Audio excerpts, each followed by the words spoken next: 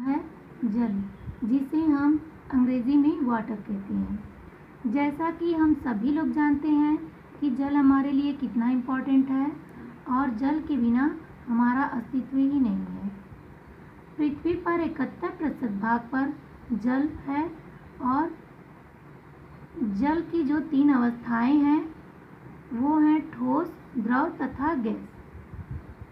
ध्रुवीय क्षेत्रों में विशाल हिमखंड, नदियों एवं महासागरों का जल एवं वायुमंडल में उपस्थित जलवाष्प सभी जलमंडल के ही भाग हैं। अब हम वाष्पीकरण के बारे में पढ़ेंगे, जिसे हम अंग्रेजी में इवेपोरेशन कहते हैं। वाष्पीकरण का अर्थ है धूप की गर्मी से पानी वाष्प में बदलता है और धीरे धीरे वो हवा भाप बनकर ऊपर चली जाती है, वाष्पीकरण कहलाती है। जैसे कि हम देखते हैं दिन के समय में सूर्य की जो किरणें होती हैं वो महासागरों, नदियों, झीलों तथा तालाबों से भरे जल पर पड़ती हैं। इसके फलस्वरूप इन सभी का जो जल होता है वो वाष्प में परिवर्तित हो जाता है और वायुमंडल में चला जाता है, क्योंकि सूर्य के प्रकाश में वाष्पन तेजी से होता है। और जो वाष्पीकरण की प्रक्रिया होती है वो पौधों में भी होती है और पौधों में उनकी पत्तियों से होती है। यह प्रक्रिया वाष्पोत्सर्जन कहलाती है। इस प्रकार जहाँ जल होता है वहाँ वाष्पन की प्रक्रिया तेजी से होती है। वाष्पीकरण के बाद हम पढ़ेंगे आर्द्रता के बारे में। आर्द्रता का मतलब होता है नमी। वायु में नमी पृथ्वी पर जीवन के लिए बहुत ही महत्वपूर्ण तत्व है। इस नमी को ही हम आर्द्रता कहते हैं। यानी कि वायुमंडल में विद्यमान अदृश्य जलवाष्प की मात्रा ही आर्द्रता कहलाती है और इसी के कारण वर्षा भी होती है। और बादल, कोहरा, ओस, पाला यानी कि जितना भी सब कुछ होता है सब आर्द्रता के ही कारण होता है। आर्द्रता को हम व्यक्त करने के लिए निम्नलिखित शब्दों का प्रयोग करते हैं। पहला है निरपेक्ष आर्द्रता, दूसरा सापेक्ष आर्द्रता। निरपेक्ष आर्द्रता क्या होता है? ये जो है तापमान पर निर्भर नहीं होती है और सापेक्ष आर्द्रता तापमान पर निर्भर करती है।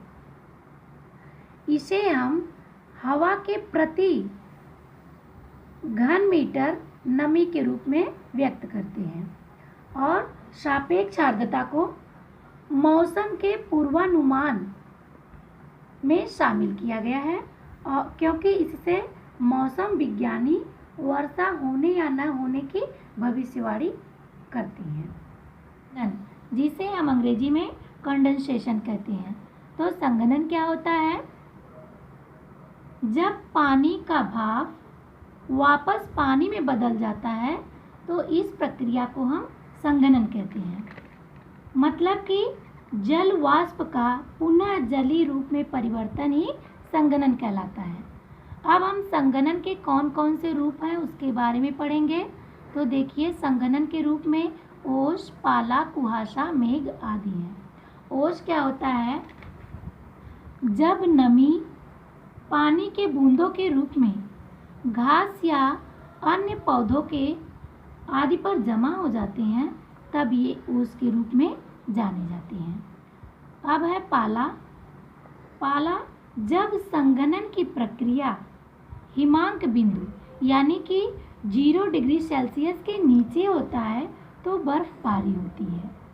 यानी कि अगर ओस अधिक मात्रा में है तो वह पानी के बूंदों के बजाय छोटे छोटे बर्फ के टुकड़ों के रूप में जमा हो जाता है, तो यह जो होता है पाला कहलाता है। इसके बाद कुहासा। शीत ऋतुओं में वायुमंडल की जलवाष्प वायुमंडल के धूल कणों के चारों ओर संघनित होकर कुहासे का निर्माण करती है। यह प्रक्रिया जो होती है सुबह के समय सामान्य होती है और जल की ये बूंदें सर्दियों के दौरान दृश्यता को प्रभावित करती है, यानी देखने में हमको कठिनाई होती है। अगला है मेघ। मेघ यानी बादल होता है और वायुमंडल के ऊपरी स्तर पर पाले या कुहासे को हम मेघ कहते हैं।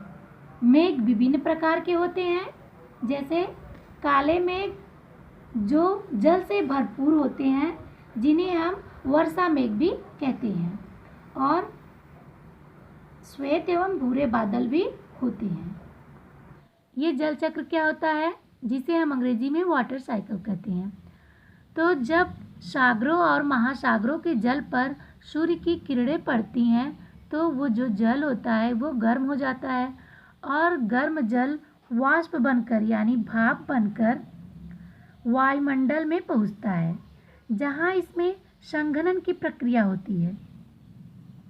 यानी कि संघनन मतलब जो जल वाष्प होता है यानी गर्म हवा होती है, जब ऊपर ठंडे हवा के संपर्क में आती है तो वो छोटे छोटे जल के बूंदों का रूप ले लेती हैं, और ये जल बिंदु, वो जो जल की बूंदें होती हैं, आपस में लटके रहते हैं तथा बादलों की रचना करती हैं।